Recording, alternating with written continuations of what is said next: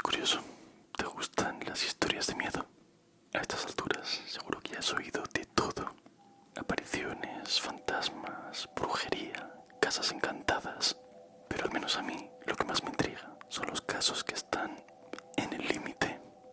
El límite donde lo sobrenatural se mezcla con lo real, donde la verdad se disfraza de pesadilla y asusta todavía más que la ficción. Voy a contarte 7 historias que parecen paranormales, pero resultaron ser absolutamente reales, perfectamente documentadas y totalmente escalofriantes.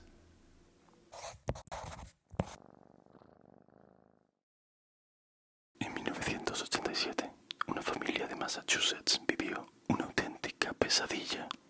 Los Bowen llevaban meses escuchando ruidos extraños en su casa, pero no parecían venir de ningún sitio. A veces las luces se encendían solas, sentían presencias, incluso había objetos que cambiaban de sitio o desaparecían. No se sabe con seguridad si llegaron a recurrir a médiums o espiritistas, pero no había duda, la casa estaba embrujada y no sabían cómo pararlo. Frank, el padre, estaba convencido de que se estaba volviendo loco. Escuchaba crujidos en mitad de la noche, como si alguien caminara por alguno de los 2 pisos de la casa. A veces juraba haber cerrado una puerta y la encontraba abierta de par en par. Incluso llegó a pensar que era sonámbulo, que movía las cosas él sin darse cuenta, o que tenía alucinaciones generadas quizá por el estrés de la situación. Pero en el fondo sabía que algo no encajaba. Y estaba en lo cierto. La explicación era aún peor. Un buen día, tratando de descubrir cuál era la fuente de aquellos inquietantes ruidos, entró en el dormitorio de su hija Tina, de 15 años, y abrió la puerta del armario. Lo que encontró le heló la sangre. Había alguien allí, un chico con el rostro grotesco, pintado de rojo y el pelo de punta, blandiendo un hacha, amenazándolo. Les gritó que saliesen de allí corriendo y cerró la puerta del armario violentamente. La hija logró escapar saltando desde el 2.º piso y llamó a la policía desde la casa de un vecino. Pero cuando llegaron no encontraron al intruso por ninguna parte. Lo que sí encontraron, y figura en los informes policiales, fue una red de túneles y escondrijos que se extendía por el interior de todas las paredes de la casa. El intruso era Daniel LaPlante. Estaba obsesionado con Tina y llevaba más de 1 año, quizá hasta 3, viviendo detrás de las paredes de su casa sin que ellos lo supieran. Pero la historia no terminó ahí. Poco después, LaPlante fue detenido por un crimen aún más atroz: la muerte de Priscilla Gustafson, embarazada, y de sus 2 hijos pequeños. Fue condenado a 3 cadenas perpetuas. A día de hoy sigue en prisión. Lo que parecía un poltergeist era un asesino real, acechando entre las paredes. ¿Te imaginas vivir durante 1 año o más así, durmiendo tranquilamente, mientras alguien te escucha respirar cada noche?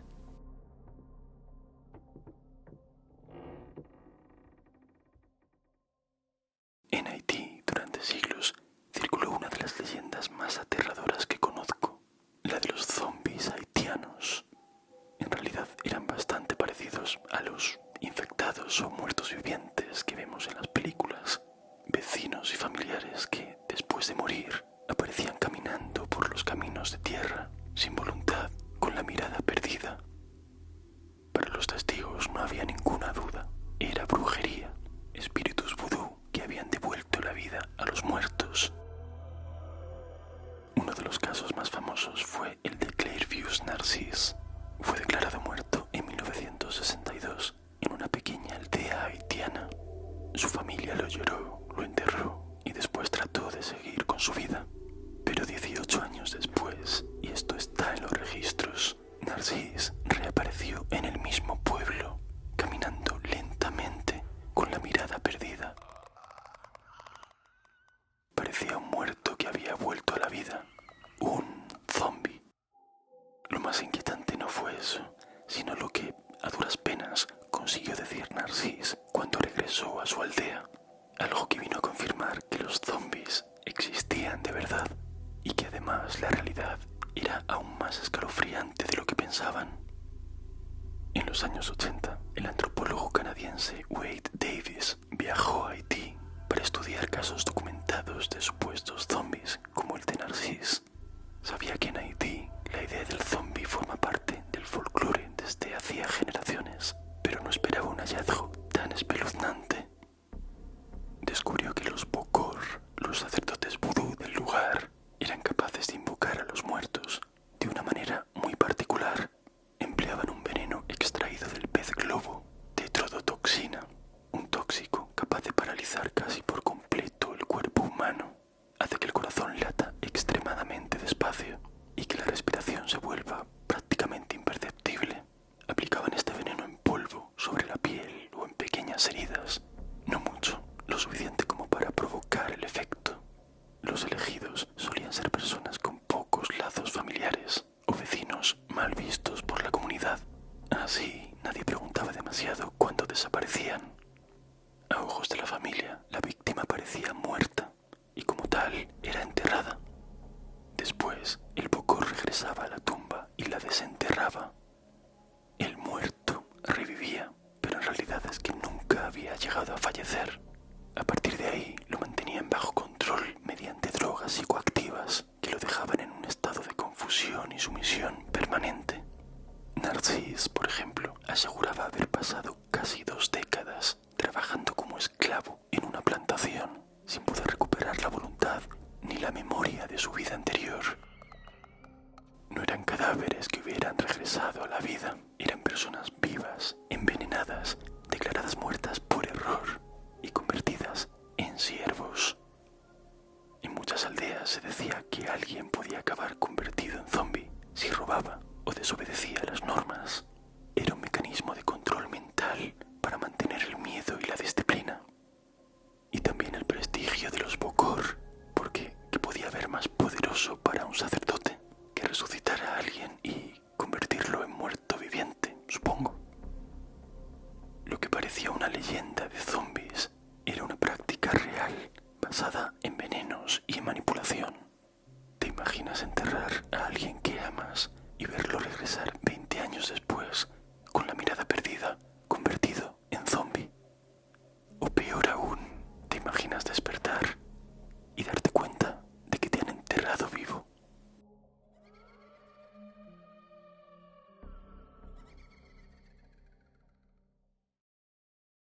En los años 90, en Estados Unidos, empezaron a circular historias extrañas relacionadas con moteles de carretera. Muchos huéspedes aseguraban haber sentido presencias, tenían pesadillas que parecían reales o decían despertarse en mitad de la noche con la sensación de no estar solos. Algunos hablaban de ruidos bajo la cama, como si alguien golpeara débilmente desde abajo. Otros recordaban un olor metálico, dulzón y muy desagradable que parecía impregnar las paredes y no desaparecía aunque abrieran las ventanas. Más de un viajero abandonó su habitación convencido de que estaba embrujada. Decían que esos moteles tenían algo oscuro y siniestro. Y la verdad es que no era para menos. En 1999, una pareja que se hospedaba en un motel de Las Vegas comenzó a quejarse del hedor nauseabundo de su cuarto. Los empleados intentaron enmascararlo con productos de limpieza, pero el olor volvía con más fuerza. La pareja aguantó 2 noches enteras sin saber qué demonios ocurría. Describían el ambiente como irrespirable, sofocante, imposible de soportar. Lo que nadie sospechaba es que la explicación estaba mucho más cerca de lo que creían, justo debajo de ellos. Cuando el personal de limpieza levantó el colchón, descubrió lo inimaginable: un cuerpo en avanzado estado de descomposición, oculto en la base de la cama. La pareja había dormido encima de un cadáver todo ese tiempo. El caso saltó a los periódicos, pero no era el primero.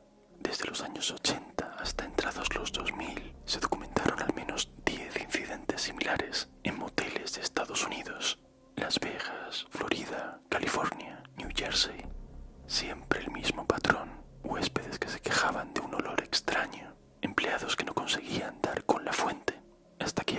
revisaba el colchón y encontraba el cuerpo de una persona escondido allí. A veces los cadáveres llevaban días, otras semanas. En casi todos los casos, el cuerpo no estaba simplemente debajo de la cama, sino escondido dentro de la estructura, a veces en el hueco del somier, o entre este y el colchón, o dentro del armazón mismo de la cama. A simple vista, era casi imposible notar nada raro, salvo por el olor. Lo que parecía una historia de fantasmas y habitaciones malditas resultó ser algo aún peor. Habitaciones convertidas en tumbas improvisadas, con viajeros durmiendo sin saberlo, justo encima de los cuerpos. ¿Te imaginas descubrir que llevabas días compartiendo la cama con un cadáver oculto justo debajo de ti, descomponiéndose?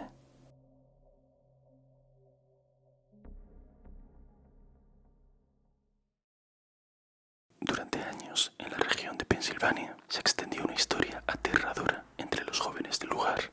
Contaban que, si conducías por ciertas carreteras secundarias al anochecer, podías encontrarte con un ente espeluznante caminando por el arcén. Parecía una persona, pero no tenía rostro. Algunos decían que su cara estaba derretida como una vela, con su boca desfigurada en una mueca grotesca, y que, en vez de ojos, tenía cuencas vacías con las que te miraba fijamente, aunque tú no lo vieras. Desde los años 40, la leyenda creció cada vez más, transmitida de generación en generación. Algunos lo llamaban The Green Man, el hombre verde, por el supuesto tono verdoso de su piel, como si fuera radiactivo. En algunas versiones, era el espíritu enfadado de un trabajador que en una fábrica cercana había caído en una cubeta de ácido. Otros lo conocían simplemente como Charlie sin cara. Decían que si tocabas la bocina 3 veces de noche en una de esas carreteras, podía aparecerse de repente, y que si lo mirabas demasiado tiempo, morirías. Pero la realidad era muy distinta, y mucho más triste. Charlie sin cara no era un fantasma, ni un mutante, ni un ser sobrenatural. Era un hombre llamado Raymond Robinson, y sí, tenía el rostro desfigurado, pero no por ningún suceso paranormal, sino por algo que podría ocurrirnos a cualquiera. A los 8 años, Raymond sufrió un accidente terrible. Estaba con sus amigos tratando de alcanzar un pequeño nido cuando tocó accidentalmente unos cables eléctricos de alta tensión. La descarga fue tan brutal que le quemó casi por completo la cara y el torso. Perdió los ojos, la nariz, parte de la boca y uno de sus brazos. Sobrevivió y, según los médicos, fue prácticamente un milagro, pero quedó irreconocible. Durante décadas vivió escondido en su casa para evitar que se burlaran de él. Se dedicaba a confeccionar carteras y pequeños artículos de cuero, recluido todo el día, y solo salía a caminar por la noche para no asustar a los niños y para no recibir insultos de los demás. Aunque perdió los ojos, se orientaba por las carreteras de la zona con la ayuda de un bastón. Su paseo nocturno era su único contacto con el mundo, y fue eso precisamente lo que lo convirtió en leyenda. Raymond era real y no quería asustar a nadie. Solo quería caminar, respirar un poco de aire fresco y tal vez sentirse menos monstruo, aunque solo fuera por un rato. ¿Qué es más terrorífico? ¿Ver un fantasma en una carretera o convertirte sin querer en el monstruo protagonista de una historia de terror? ¿Te imaginas notar el miedo en los ojos de los demás cada vez que alguien te ve y que prácticamente nadie llegue a saber nunca tu nombre real?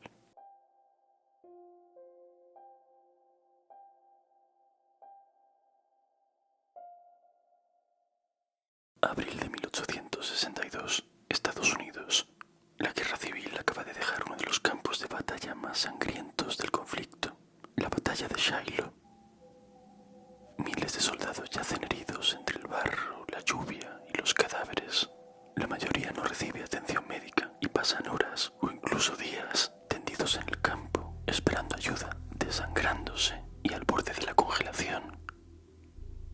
Y entonces ocurre algo que nadie esperaba.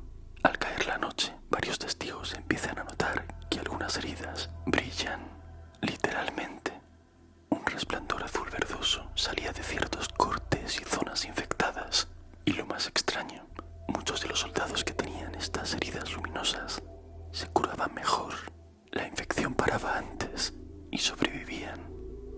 si una fuerza celestial los protegiera. Al fenómeno lo llamaron Angel's Glow, el resplandor de los ángeles, y durante décadas se consideró un milagro. Incluso en los informes de soldados y médicos de la época se hablaba de ese enigmático brillo sanador. Eran los ángeles los que curaban a los heridos, una señal de que Dios existía y estaba de su lado. Durante más de un siglo nadie pudo explicarlo, hasta que en el año 2001 Bill Martin, un aficionado a la guerra civil de tan solo 17 años, se obsesionó con el misterio. Alentado por su madre, que era microbióloga, y ayudado por su amigo del instituto, Jonathan, decidió investigar. Y lo que descubrieron fue sorprendente. El supuesto milagro era real. La bacteria Photorhabdus luminescens, presente en ciertos suelos húmedos y llenos de fango, produce un resplandor azul verdoso. Es bioluminiscente, pero lo más interesante no era el brillo, sino que esta bacteria produce antibióticos naturales capaces de inhibir otros microorganismos más dañinos. En otras palabras, ayuda a matar bacterias peligrosas y favorece la curación. Las condiciones de la batalla de Shiloh, frío extremo, humedad, heridas abiertas y un campo plagado de parásitos que transportaban esta bacteria, crearon el entorno perfecto para que P. luminescens colonizara muchas heridas e iluminara la noche con su extraño resplandor. Lo que parecía una señal divina era en realidad una forma de vida invisible al ojo humano, que ni siquiera los científicos de la época podían imaginar. Un auténtico milagro microscópico. ¿Te imaginas estar al borde de la muerte y de pronto ver cómo todo tu cuerpo empieza a brillar en la oscuridad? ¿Y si todos los milagros y sucesos aparentemente inexplicables tuvieran una explicación que simplemente no somos capaces de ver?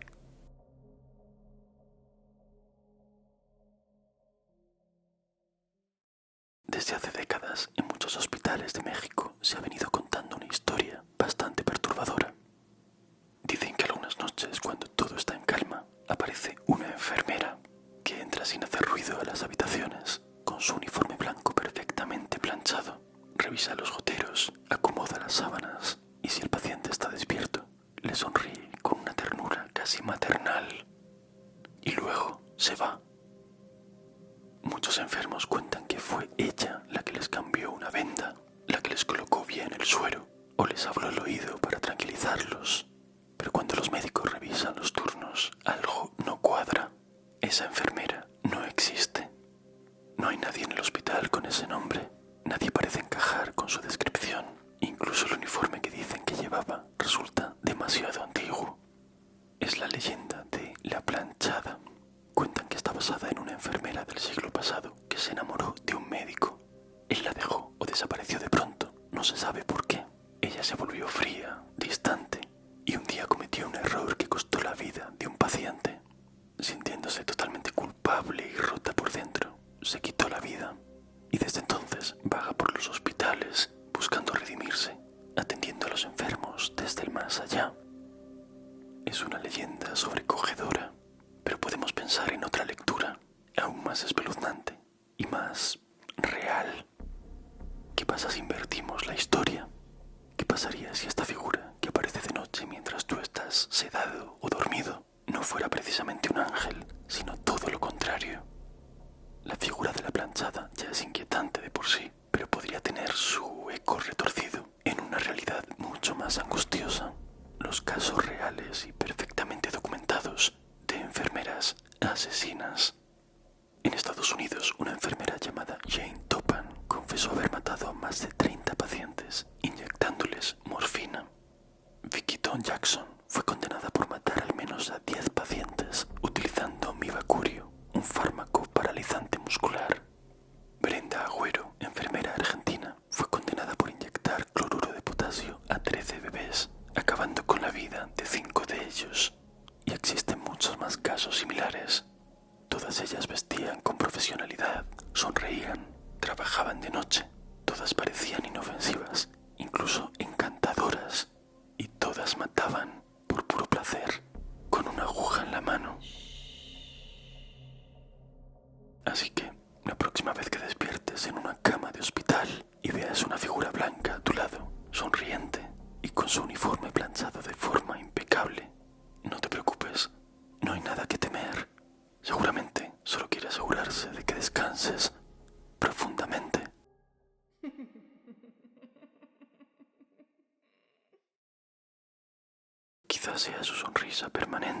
el maquillaje exagerado, pero casi desde siempre, los payasos aparecen una y otra vez en nuestras pesadillas. Al principio eran solo personajes de circo, inofensivos y graciosos, pero poco a poco su imagen fue transformándose hasta convertirse en una figura casi universal del miedo. En el clásico del terror Poltergeist de 1982, un niño es atacado por un payaso de peluche que cobra vida en mitad de la noche. En la novela It de Stephen King, un payaso siniestro espera en las alcantarillas para tratar de llevarse a los niños. Durante años se han contado casos de personas que, al volver solas a casa, ven un payaso quieto al final de la calle o en mitad de alguna carretera, sin moverse, solamente observando. En 2016 hubo avistamientos masivos de payasos terroríficos en Estados Unidos. Aparecían en lugares públicos, asustando a la gente, y a veces blandían armas blancas como cuchillos y hachas. Todos estos relatos hicieron que muchos niños y muchos adultos comenzaran a tenerle fobia a los payasos. Quizá piensas que estas historias eran solo eso, leyendas urbanas, bromas pesadas, invenciones exageradas por la televisión, el cine o por nuestra imaginación. Pero el germen de todas estas historias es un caso mucho más oscuro y, por desgracia, real. En los años 70, en Chicago, hubo un hombre muy querido por su comunidad que en sus ratos libres se ofrecía como voluntario en hospitales y animaba cumpleaños infantiles. Su nombre artístico era Pogo. Pogo el payaso. Era amable y bueno con los niños. Nadie sospechaba nada. Nadie imaginaba que, tras ese maquillaje lleno de colores y esa sonrisa dibujada, se escondía uno de los asesinos más brutales de la historia de Estados Unidos. El verdadero nombre de Pogo era John Wayne Gacy, un asesino en serie que durante años secuestró, torturó y asesinó a más de 30 adolescentes. Enterraba los cuerpos bajo su propia casa y mientras tanto seguía animando fiestas infantiles vestido de payaso. El mismo que hacía reír a los niños por la noche los acechaba. Lo atraparon en 1978. Fue encarcelado y ejecutado por inyección letal en 1994. Pero su historia marcó un antes y un después en el imaginario colectivo de los payasos. Por pura estadística, es muy posible que más de una persona que conocieras de pequeño en algún momento hubiese cometido o cometiese más tarde un crimen terrible. ¿Te imaginas que de niño sonreíste a un asesino sin saberlo?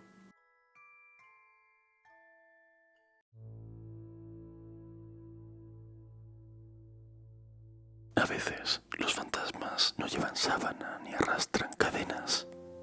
A veces viven en las paredes o debajo del colchón o en las mentes de los que prefieren no mirar. Estas han sido algunas historias que habitan en el límite, en la frontera, entre lo verdadero y lo improbable, entre lo que pasa y lo que no queremos aceptar que pasa. No figura en ningún mapa, nunca estuviste aquí y cualquier recuerdo de este lugar imposible es seguramente fruto de tu imaginación.